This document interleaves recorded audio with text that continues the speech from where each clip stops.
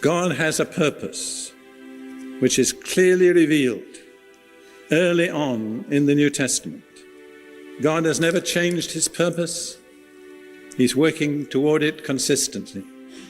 And it's stated in a very familiar passage which we call the Lord's Prayer. Matthew 6, 9 and 10. Our Father in heaven, hallowed be your name. That's the approach. That's not a prayer, that's an approach. And the first specific prayer is, your kingdom come, your will be done on earth as it is in heaven. What is the primary objective of God? It's that his kingdom may come. And we can only align ourselves with God and with his purpose when we are aligned with the coming of God's kingdom. When everything we do is ultimately directed towards the coming of the kingdom of God. In the same chapter of Matthew, verse 33, it says, seek first the kingdom of God and his righteousness, and all the other things will be added to you. And when God says first, he means first, not second or third.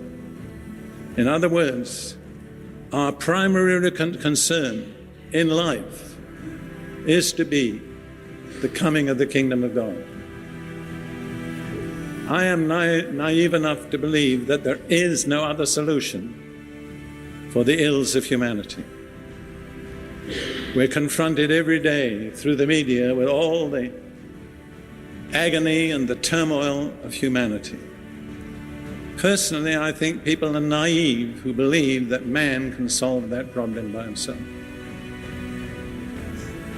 I was somewhat shocked when President Bush, in connection with the Gulf War, said a new order was being initiated of justice. I consider that a remarkably naive statement for a leader of a great nation. And I like to say, I will not buy into his new world order. I'm not impressed by it. But man has entertained the idea for hundreds of years that he can solve his own problems, bring peace and justice to the earth.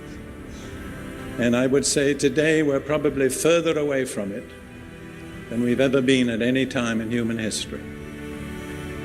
So I'm not ashamed to say that I believe the only ultimate realistic solution for the human race is the establishment of God's kingdom on earth under his appointed ruler, Jesus Christ.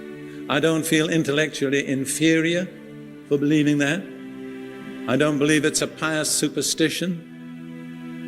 I believe it's a realistic appraisal of the situation in the world and the nature of man.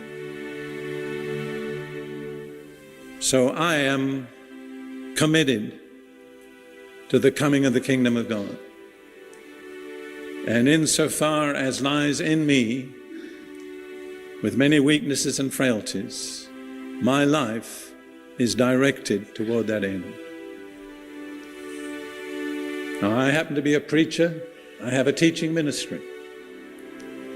And by the grace of God, my teachings are now reaching practically every nation on earth in various forms, in radio, in video, in audio tapes, and in print.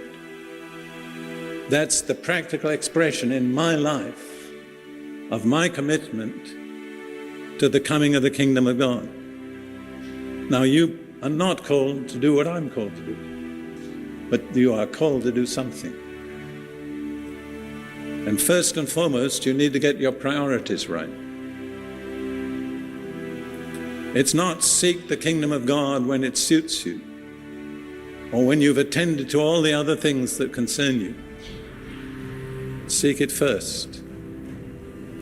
And when God says first, he means first. That's number one of my recommendations. Align with God's purpose, which is the coming of his kingdom.